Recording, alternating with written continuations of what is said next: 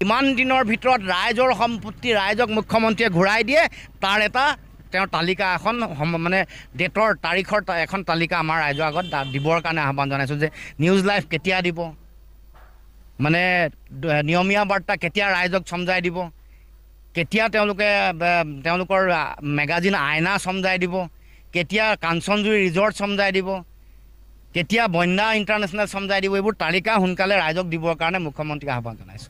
USTMে land জেহাদ কৰা নাই, লেণ্ড জেহাদ মুখ্যমন্ত্ৰীৰ পত্নীয়ে কৰিছে। মাটিৰ জেহাদটো মুখ্যমন্ত্ৰীৰ পত্নীয়েহে কৰিছে। আৰু চিণ্ডিকেটৰ জেহাদ, কমিশ্যন ৰাজৰ জেহাদ, দুৰ্নীতিৰ জেহাদ, এইবোৰ চব মুখ্যমন্ত্ৰীয়ে কৰিছে। মুখ্যমন্ত্ৰী পৰিয়ালে কৰিছে, তেওঁ সাংগু পাংগুসকলে কৰিছে। এইবোৰ কেতিয়া বন্ধ হ'ব?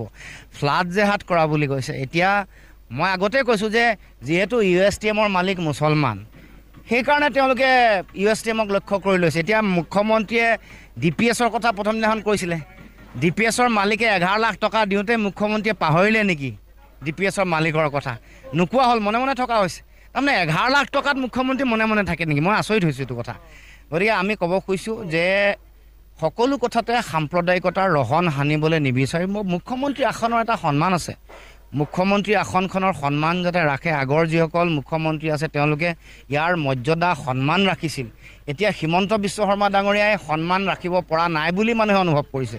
সেইকাৰণে নিজকে বলীয়া কুকুৰৰ লগত তুলনা কৰিছে। গতিকে মই আহ্বান জনাইছোঁ যাতে নিজৰ মান সন্মান চকীখনৰ মৰ্যাদা ৰাখি যাতে কথা বতৰা কয়, আৰু অন্যথা ৰাইজে ভাবিব যে সঁচা সঁচিকৈ আচলতে তেওঁ এই মানসিক ভাৰসাম্যতা হেৰুৱাইছে।